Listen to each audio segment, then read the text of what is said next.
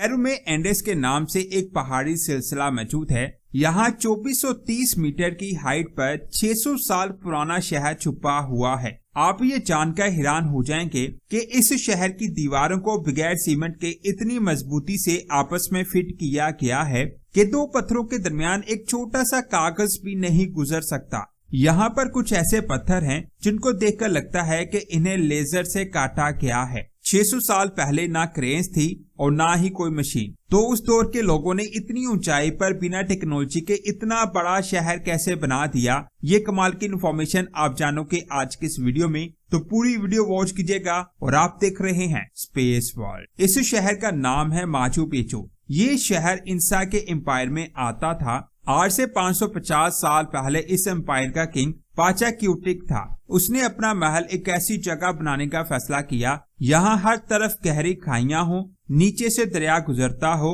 और वहाँ कोई इंसान ना जा सके। फिर उन लोगों ने 2430 मीटर की हाइट के पहाड़ पर इस शहर को बनाने का फैसला किया। ये पहाड़ काफी फ्लैट था, लेकिन इसकी बेस को और ज्यादा मजबूत बनाने और बारिश में नीचे गिरने से बचाने के लिए उस वक्त के बिल्डर्स ने जमीन के नीचे चैनल्स बनाकर रेत और बजरी की लेयर्स बिछाई। इस पूरे प्रोजेक्ट का ज्यादातर काम इस बेस पर हुआ। इस शहर में ज्यादातर ग्रेनाइट के पत्थरों का इस्तेमाल किया गया। ये पत्थर इतने ज्यादा बड़े थे कि इनको तोड़ने के लिए दरारों में लकड़ी डाली जाती और फिर वहाँ पानी डालकर उस लकड़ी को फूलने दिया जाता। लकड़ी से पत्थर आहिस्ता आहिस्ता टूटता। पत्थर टूटने के बाद उसे प्रॉपर शेप में काटा जाता, जिसके बाद इन पत्थरों को बगैर सीमेंट के आपस में इस तरह फिट किया जाता कि एक छोटा सा बाल भी दो पत्थरों के बीच में से गुजर नहीं सकता। इतने बड़े पत्थर सिर्फ अपनी वेट और परफेक्ट फिटिंग की वजह से खड़े हैं। हर ब्लॉक के 6 से 12 किनारे हैं।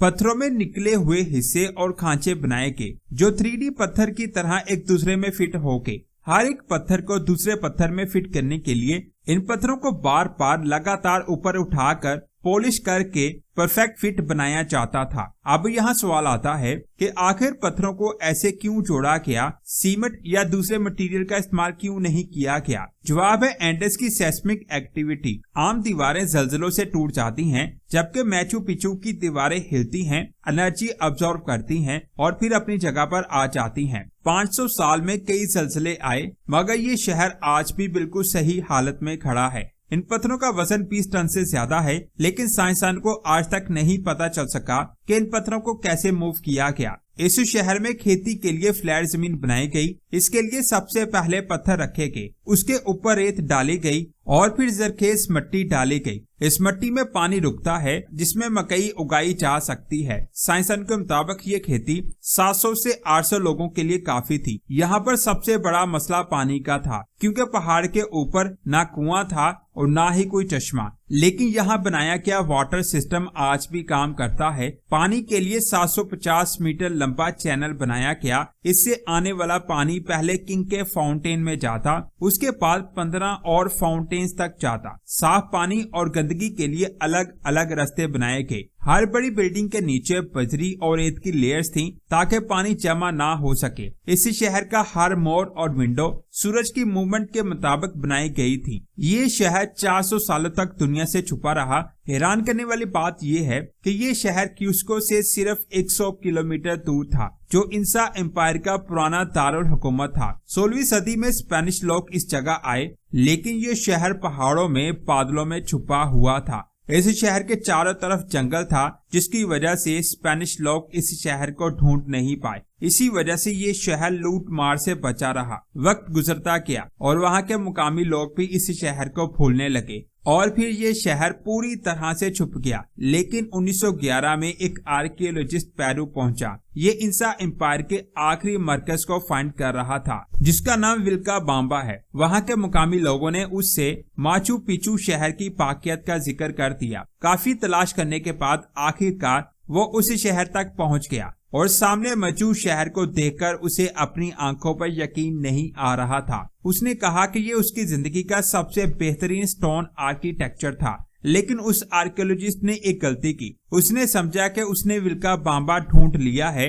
बाद में पता चला कि असली विल्काबाम्बा जंगल में इस शहर से और ज्यादा दूर था, लेकिन वो बहुत ज्यादा सिंपल जगह थी, जबकि ये बहुत ही कमाल का स्ट्रक्चर था। जब इस जगह को खोदा गया तो यहाँ पर ज्यादातर औरतों के ढांचे मिले। 1913 में नेशनल जियोग्राफिक चैनल ने इस जगह की तस्वीरों को अपनी मैगजीन में पब्लिश कर दिया और ये शहर दुनिया भर में मशहूर हो गया। जिस आर्कियोलॉजिस्ट ने इस शहर को फाइंड किया था, उसने यहाँ से सोना, पोट्री और कई हड्डियों को अमेरिका ये वादा करके ले गया कि वो 18 महीनों में इसे पेरू को वापस करेगा। लेकिन इन चीजों को एक सदी तक स्टडी किया गया। सिर्फ कुछ साल पहले ही इन चीजों को पेरू को वापस किया गया। इतनी ज्यादा स्टडी करने के बाद आज भी साइंसदान हैरान है कि बिना मॉडर्न टेक्नोलॉजी के ये शहर कैसे बना। उन लोगों के पास पत्थर के हैमर और लकड़ी के टूल्स थे। इन नॉर्मल टूल से उन्होंने ग्रेनाइट के मजबूत पत्थरों को तोड़कर ये शहर बना दिया। शहर के 2 हिस्से थे, एक हिस्से में घर थे और दूसरे हिस्सों में उन लोगों ने अपनी इबादतगाह बनाई थी। यहाँ एक टेम्पल है जिसे टेम्पल ऑफ सन कहते हैं, जो हाफ सर्कल शेप में बना है। सर्दियों के दिन सूरज की रोशनी सीधी सेंटर वाले पत्थर पर गिरती है।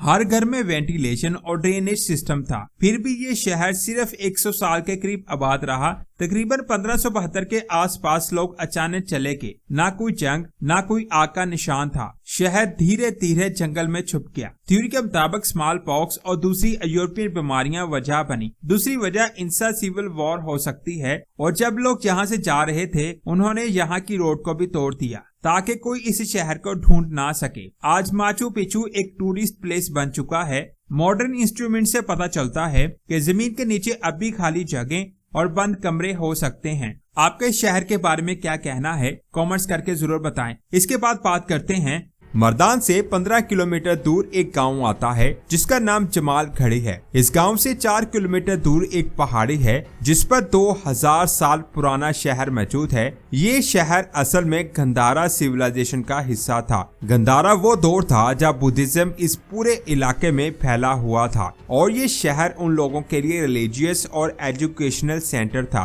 इस शहर के स्ट्रक्चर को देखकर ऐसा लगता है कि इसे बड़ी प्लानिंग के साथ डिजाइन किया गया था। इस पूरे शहर की ड्रोन इमेज को आप स्क्रीन पर देखें। सबसे पहले इस जगह की बात करते हैं। हिस्टोरियंस के मुताबिक ये उन लोगों का असेंबली हॉल हुआ करता था। यहाँ बुद्धा के लोग इकट्ठे होकर फैसले करते और स्टूडेंट्स को तालीम देते। इस हॉल के साथ कुछ कमरे आपको दिखाई दे रहे होंगे। यहाँ बुद्धिज्म के स्टूडेंट्स और टीचर रहा करते थे। इस शहर में एक किचन भी मिला है। यहाँ पर इस शहर में रहने वाले लोगों के लिए खाना बनाया जाता था। किचन के साथ फौजियों के लिए भी एक कमरा बनाया गया था ताकि कोई दुश्मन या जानवर इस शहर के अंदर ना आ सके।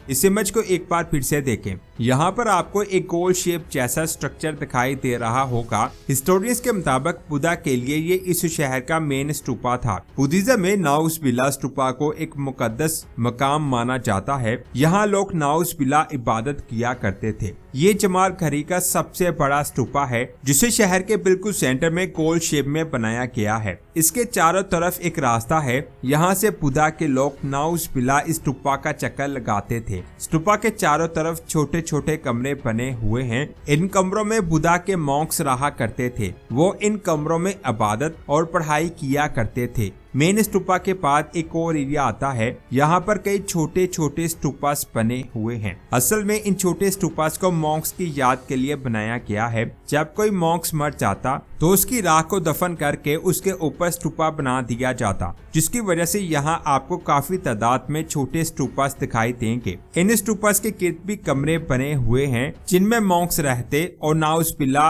इबादत करते थे। इन कमरों की बैक साइड के नीचे भी कुछ कमरे बने हुए हैं। यहाँ पर बैठकर बुद्धा के लोग मेडिटेशन किया करते थे।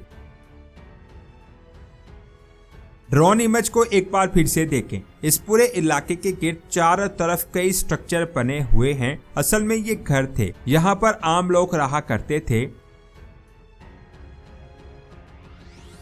इस जगह को पहली बार 19वीं सदी में सर अलेक्जेंडर ने फाइंड किया था। इस शहर के अलावा अलेक्जेंडर ने सिरकप और हड़प्पा सिटी को भी फाइंड किया था और गंधारा के कई स्ट्रक्चर्स को अलेक्जेंडर ने फाइंड किया था। यहाँ से कई चीजें भी मिली हैं जिनको म्यूजियम में रखा गया है। सबसे हैरान करने वाली बात यह है कि 2000 साल पहले लोगों ने बगैर किसी मॉडर्न टेक्नोलॉजी के बड़े बड़े पत्थरों से पहाड़ पर एक शहर बना दिया। अगर आप इस शहर की दीवार को देखें तो इसमें बड़े बड़े पत्थरों को बहुत प्लानिंग के साथ इतने अच्छे तरीके से लगाया गया है कि कई सौ साल गुजर जाने के बाद भी इस शहर का स्ट्रक्चर आज भी सही हालत में मौजूद है। इस वीडियो को लाइक और शेयर लाजमी करें। मिलते हैं एक और शानदार वीडियो में। अपना बहुत सारा ख्याल रखें। अल्लाह हाफ़िज़।